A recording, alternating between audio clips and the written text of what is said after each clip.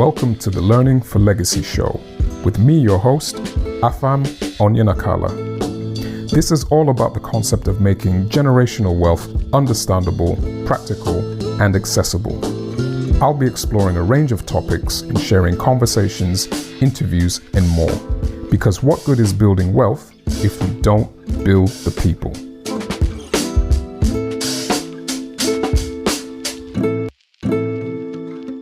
Hello everyone, and thank you for joining me again on another edition of the show.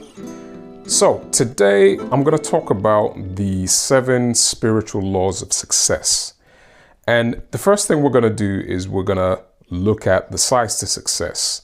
So I'm going to preface this by saying that there are 2 sides to success. You've got the spiritual side and you've also got the physical side. Now, the spiritual side is probably 90% of success, and what this encompasses is effectively your thoughts. So this is to do with your thinking, your words, images, emotions, hearing, visualization, and imagination from within the mind. So this would end up being manifested in speaking and confessing and various affirmations. Now, the physical side to success is probably about 10% altogether. And the physical side is really the realization of the spiritual side to success. So why am I going to look at 7 spiritual laws? Now, I heard Wayne Malcolm talk about these 7 specific spiritual laws, and I'm going to touch on these and I'm going to elaborate on each point.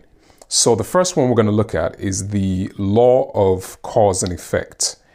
So as I prefaced earlier, 2 sides to success. You're looking at the spiritual side, and this is the foundation which ultimately will manifest the physical side of success.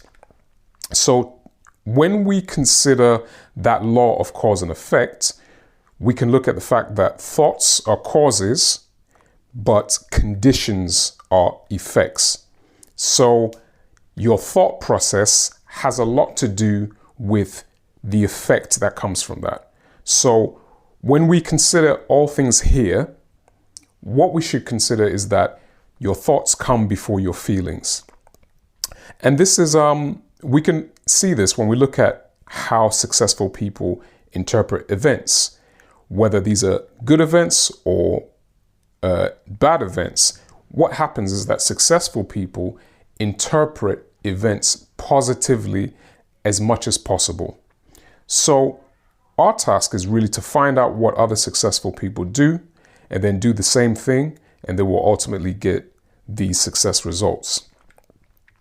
The second law is the law of belief. And this is where, with tremendous emotion, this ends up manifesting your reality.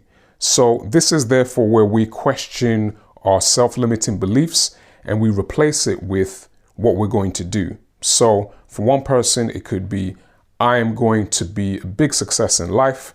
Another person is, I'm going to make this business venture work. For another person, it is, I'm not going to stop until this endeavor in my life becomes a success.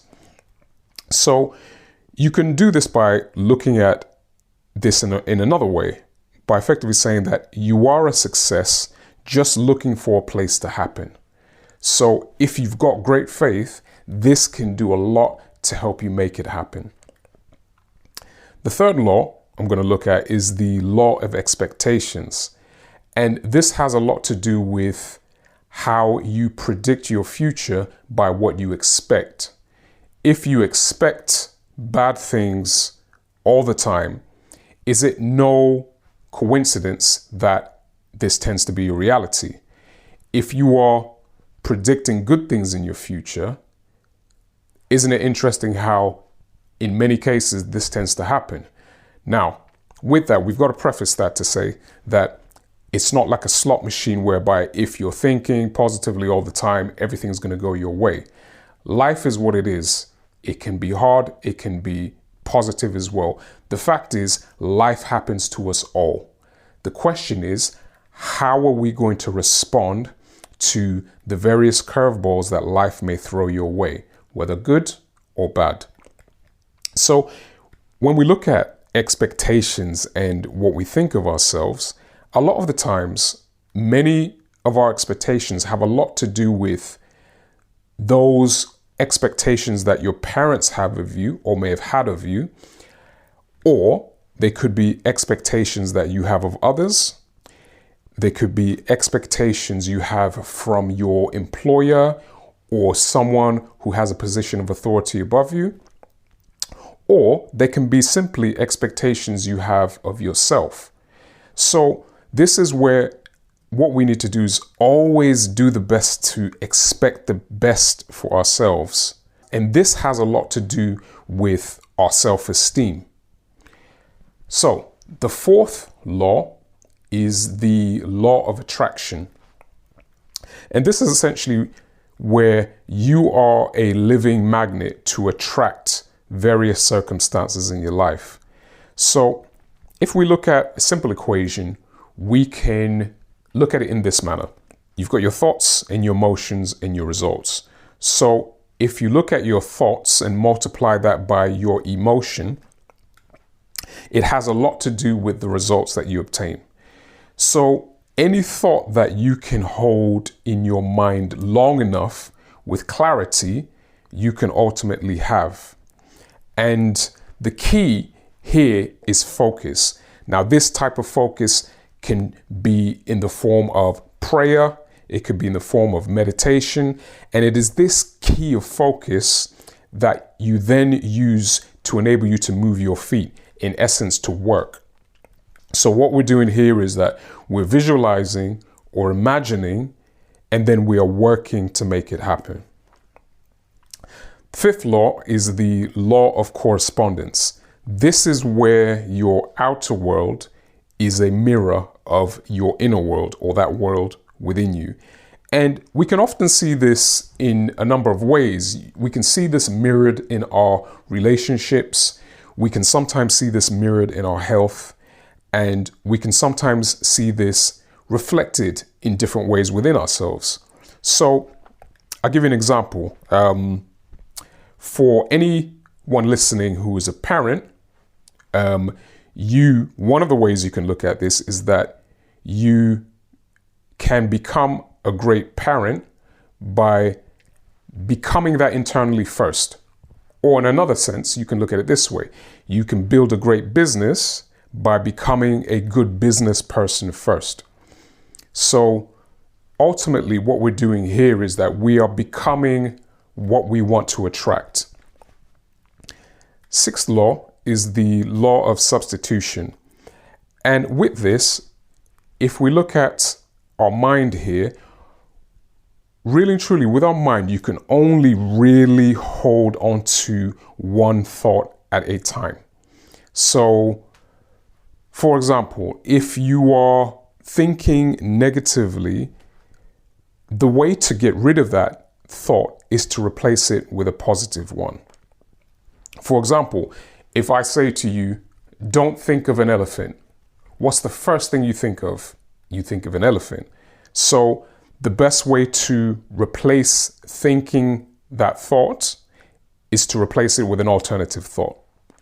So you can first, for example, you can do this by saying stop and then replacing that thought with a positive thought. The final law I'm going to look at is the law of subconscious activity.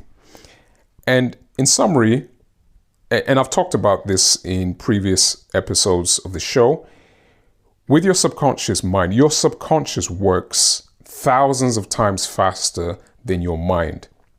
24/7, round the clock, it is always working, always working, always working. So in the past, I've said that repetition is a memory device. So when we repeat things continuously, what we do is we drive that specific thought deep into our subconscious mind, into our long-term memory. So I will then summarize this by saying that if you look at this in its entirety, you become what you think about most of the time.